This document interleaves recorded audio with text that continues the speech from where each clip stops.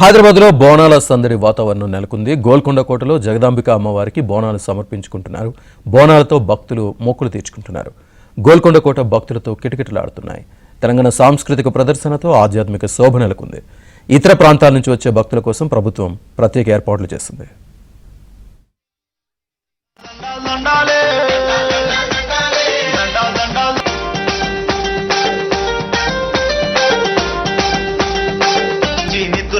భక్తుల బాధలు కనిపెట్టే సింహమెకి కదిలొస్తుంటే గోల్కొండలో బోనాల జాతరకు సంబంధించి మరింత సమాచారాన్ని మా ప్రతినిధి నుమాన్ అందిస్తారు.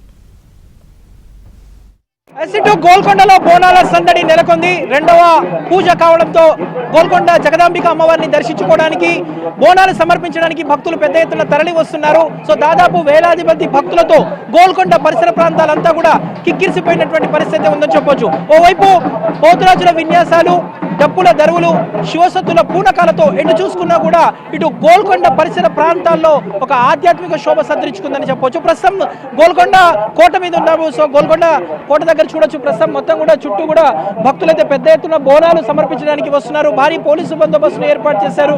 మరోవైపు ఇటు ఎక్కడికక్కడ కూడా బ్యారికేడ్ ని తొక్కిసినట్టుకు అవకాశం లేకుండా బ్యారికేడ్లను కూడా ఏర్పాటు చేసినటువంటి పరిస్థితి మనకు కనిపిస్తుంది. సో వచ్చే నెల 26వ తేదీ వరకు గోల్కొండ బోనాల సందడి కొనసాగనుంది. సో మొదటి బోనం గోల్కొండలోనే ప్రారంభమవుతుంది. సో చివరి బోనం కూడా గోల్కొండ జగదాంబిక అమ్మవారితోనే ముగుస్తుంది. సో ప్రస్తుతం మనం చూస్తున్నాము ఏదైతే ఇటు క్యూలలో భక్తులైతే పెద్ద ఎత్తున తరలి వస్తున్నటువంటి పరిస్థితి మనకు కనిపిస్తుంది. వచ్చేటటువంటి భక్తులకు కూడా ఎక్కడ ఇబ్బంది లేకుండా, ఎక్కడ అవాంఛనీయ సంఘటనలకు తావు లేకుండా ప్రత్యేకంగా ఏర్పాట్లు కూడా చేస్తున్నటువంటి పరిస్థితి కూడా మనకు కనిపిస్తుంది. ప్రస్తుతం ఏబిఎన్ స్క్రీన్లో చూస్తున్నాము జగదాంబిక అమ్మవారిని దర్శించుకోవడానికి, ఇక్కడ బోనం సమర్పించుకోవడానికి ఆషాఢ మాస బోనాల సందడి అయితే ఇక్కడ నెలకొందని చెప్పవచ్చు. సో ప్రస్తుతం మనం చూస్తున్నాము ఇటు బోనాల ఏర్పాట్ల కోసం, భక్తుల సదుపాయాల కోసం ప్రభుత్వం ఇప్పటికీ 20 కోట్ల నిధులను కూడా విడుదల చేసింది. జూలై 1న బల్కంపేట కళ్యాణం ఉంటుంది. జూలై 13న సికింద్రాబాద్ ఉజ్జయిని మహంకాళి బోనాల జాతర ఉంటుంది. 14న రంగం ఉంటుంది. భవిష్యవాణి అదే రోజు ఉంటుంది.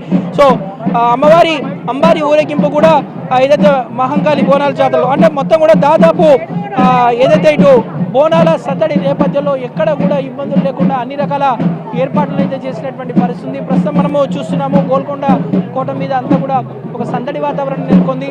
ఇటు కేవలం హైదరాబాద్ నగరం నుంచే కాకుండా ఇతర ప్రాంతాల నుంచి కూడా భక్తులు అమ్మవారికి బోనం సమర్పించడానికి వస్తున్నారు. కోరిన కోరికలు తీర్చినటువంటి అమ్మవారిగా పేరొందినటువంటి శ్రీ జగదాంబిక అమ్మవారిని వారి ఏదైతే బోనాలు సమర్పించడానికి అయితే భక్తులు పెద్ద ఎత్తున తరలి వస్తున్నటువంటి పరిస్థితి ప్రస్తుతం మనం చూస్తున్నాము. ఏదైతే నాగులమ్మ పుట్ట దగ్గర ఉన్నామో సో ఇక్కడ అందరూ కూడా మొదట పూజలు నిర్వహించి ఇక్కడ నుంచి ఏదైతే మెట్ల మార్గం ద్వారా జగదాంబిక అమ్మవారిని దర్శించుకోవడానికి వెళ్తూ ఉంటారు. సో అక్కడే బోనం సమర్పిస్తారు. సో బోనం అంతా కూడా ఏదైతే ప్రత్యేకంగా